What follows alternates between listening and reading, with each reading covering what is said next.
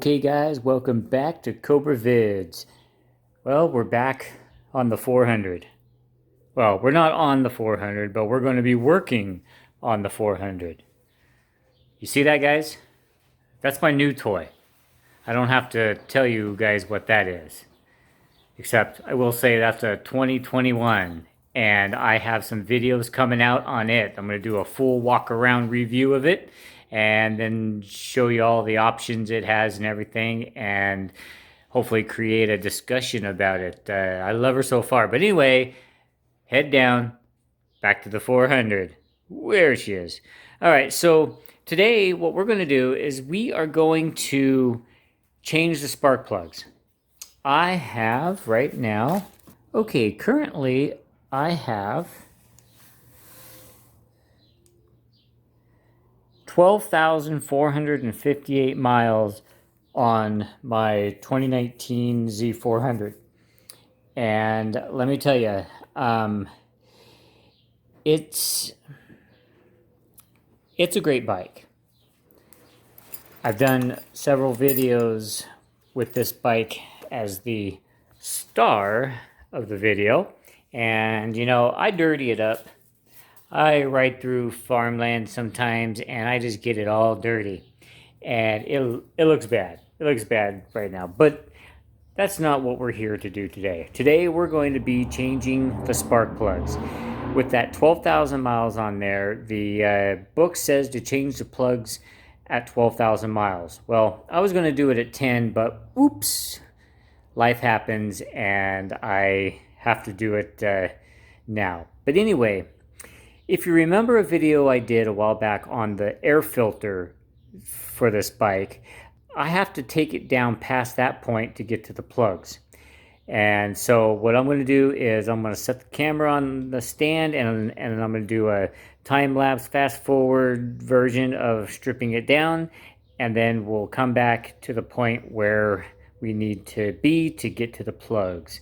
I hope this helps you accomplish this project on your bike when it is due. Here we go, guys.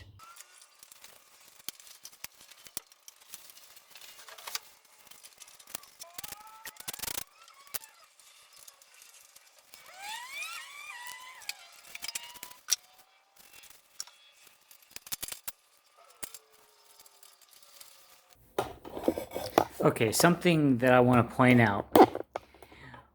When I had pulled my tank off to check the filters, I took it a little further down than I had to. With this piece out of the way, I can undo the rear bolts and the tank can slide out like that. Okay, I did not have to take off all this, which I did because I thought this was in the way of some bolts up here. But you don't have to go that far. You'll see. And this is always a great time to check the water level on your reservoir so you can see it beautifully. And right now it's still within, still right at that blue line, which I took it as that's the factory markings because that's where it was when I rode it off of the showroom.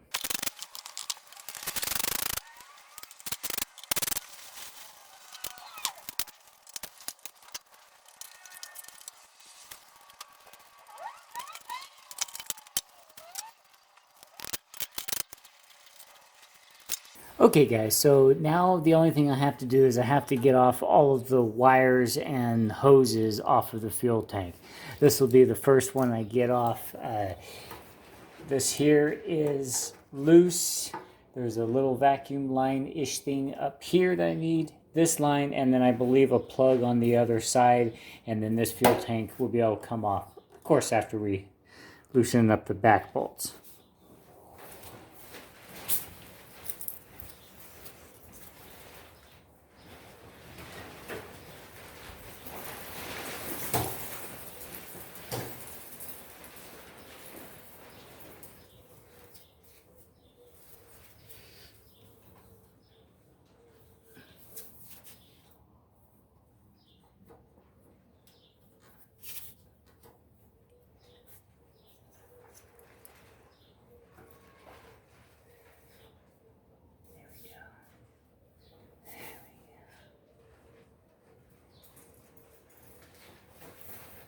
Okay guys, we're on the passenger side, if you will, and there's this fuel line here, and there's a plug.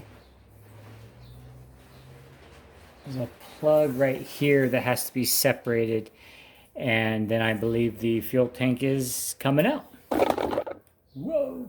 To get this fuel line off, this is very easy. You just got to pop off the retainer to where it's just pulled out like that, and this line should pull off. Since this is a fuel line, be careful guys that you don't spray any in your eyes or anything.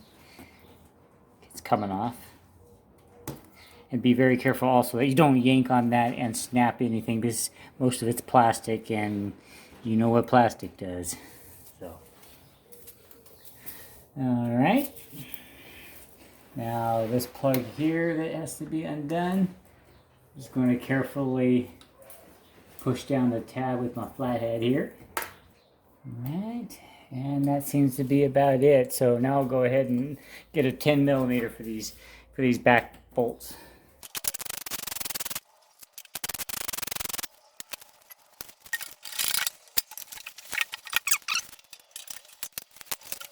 You should remember this part from my video. Alright guys, this is the air filter box, which we will have to be removing in order to get to the spark plugs. But let's start off first by removing this cover, and we can check the filter, see what it looks like while we're in it.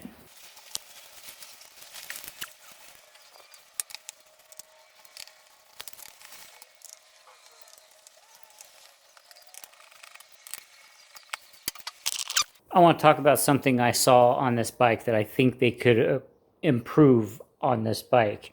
Maybe maybe you guys would disagree. Maybe I'm being just stupid, but here are the holes that the bike brings air through to be used in the combustion. There is no way for it to get fresh air. Maybe they're covering all this up so that bugs and stuff don't go in the hole, but that is what the air filter is for. But I just thought that was kind of odd how these here, the only holes are down toward the engine, so the heat's rising and it's sucking in the hot air from the engine instead of from the front of the bike where most cars do. So when we take this cover off, we could check the air filter, and then we'll start to take the bottom part of this box off. I'm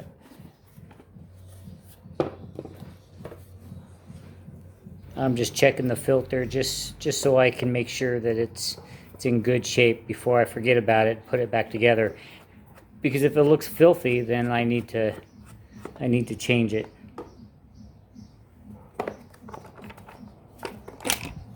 All right. Yeah, boy, it's starting to look dirty.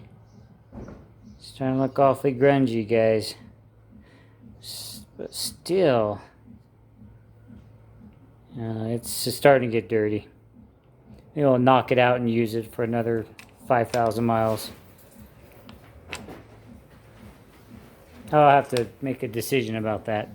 Okay, so here are the boots where it brings in the air into the air filter, and then the engine sucks it through the air filter and down into the cylinders right here.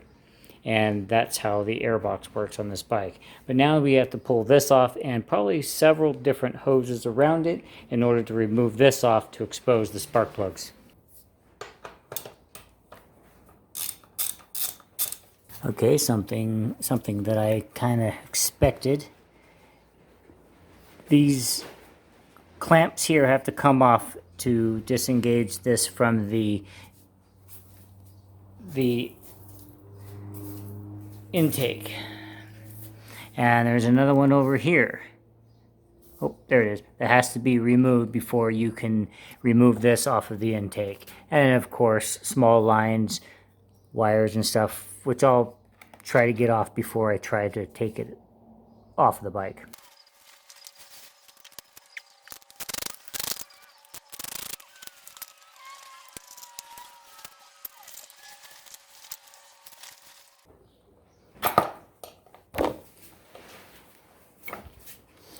Okay.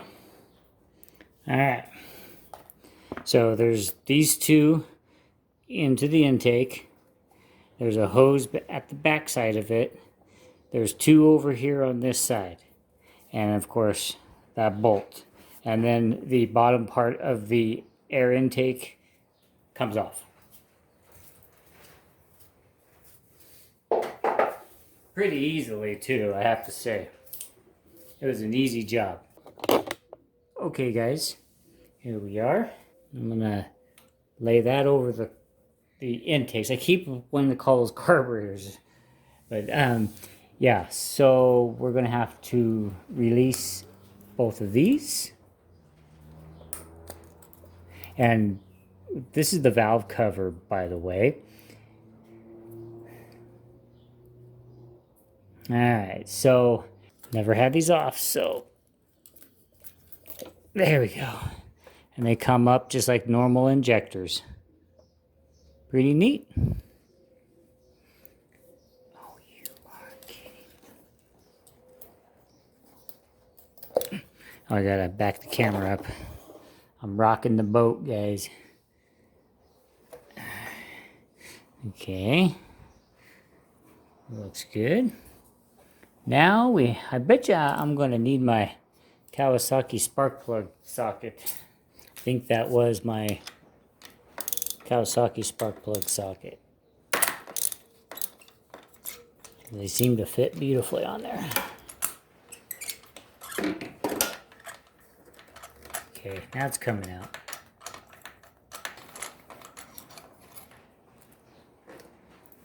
Here are the plugs. They look pretty worn down. They look really worn down. Certainly do. They look worn down, but that's them. Nice little. Whoa! Whoa! Man, gotta get away from me. So that's the spark plugs. I got exactly that brand. I've got exactly that brand and model number of a plug. I bought them. The plug actually looks really good as far as how the engine's burning. Looks like it's burning really clean. Let's get that other one out of there. I can't wait to compare those electrodes. The first one I took out, the electrode is more worn down, so. Okay, I have another microfiber to put over that hole. So here's what it looks like back away from the bike. It's wide open. It's like I got the heart opened up. But anyway, the reason why I decided to do this right after work is because I'm excited to get the plugs changed, because lately I've been noticing at low rev, low speeds, it kind of surges as I'm going down the road. It never used to do that. It used to run very, very smooth, and I never have a problem at all. But lately I've been having surging at those lower speeds. So I'm hoping the spark plugs need to change. The factory says I should be changing them anyway, so I think it's going to be worth it in the long run. Okay, well, I'm going to go get my spark plugs out of the mailbox, because that's where I think they are. Here is the new plug. Let that focus. Come on, focus. And here's an old plug. Now I'm going to gap the new ones, and they're going to gap the mid setting of the range it showed was 0.030, and we're going to get a feeler gauge for that.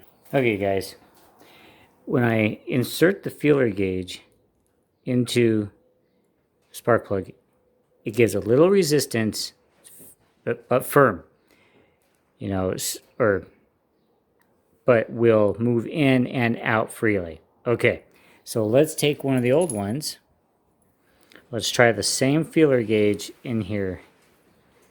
These fit very freely, and I can even wobble it up and down. So there is some play there. I don't think I can get it on camera. But there's a lot of play in there. So these electrodes were worn down, which is going to make the spark weaker. So anyway, we're going to put the new ones in, and they're both preset. They came preset. They were already set at 0.030. There we go. Feels like if I would have done just a little bit more, it would have been fine. But this way, I got it down to a factory torque spec. 115 inch-pounds. Inch-pounds. Don't try foot-pounds.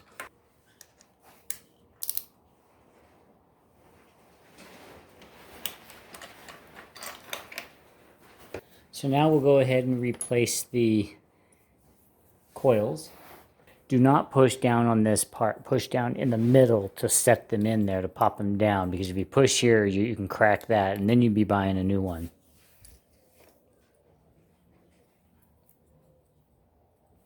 So before I put this piece back down onto the intake here, I want to make sure that I have access to plug in all the extra hoses that are going to be plugged in.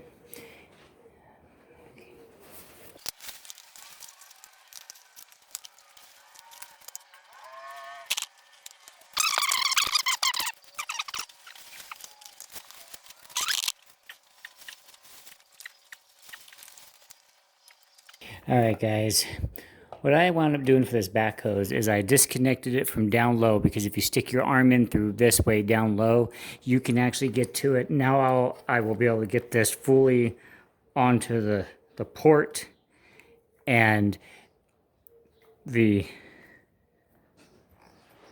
hose clamp moved all the way up into position. And now it's ready to go back on. I can easily reach in down here and plug the bottom of that hose up. Very easy to reach this way.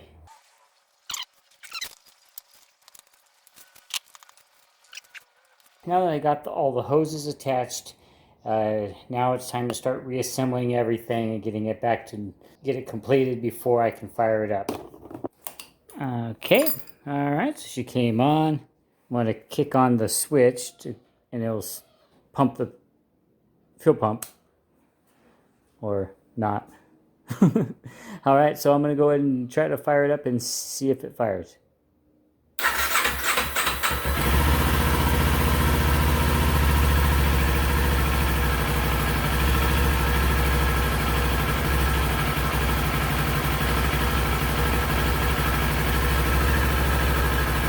Sounds pretty good, and it's running smoother. It did have a vibration. Alright, well, I'm going to let it warm up while I put the other covers back on. Alright guys, as you can see, it ran good, it revved up nicely, and it's running a lot smoother, so we shall see. I'm going to... Now, I know you guys probably saw me put the old filter back in there, and you're screaming at me, that filter was filthy! Well, I agree. I can't replace it right now because I'm not going to go pay Kawasaki dealership prices, but I can find an original Kawasaki filter for about 35 bucks. So I'm going to go ahead and put one on order and replace it. You saw how quickly the gas tank comes out. It's easy. I'll go ahead and replace it later. But anyway, guys, that is going to wrap it up for this video. The spark plug change of the Kawasaki Z400. 2019. All right, guys, as I always say, man, let's subscribe, let's like, let's ring the bell. I just hit 700 subscribers. That is totally awesome. That is further than I ever thought that I would go. Ride safe, ride free. We'll see you next time.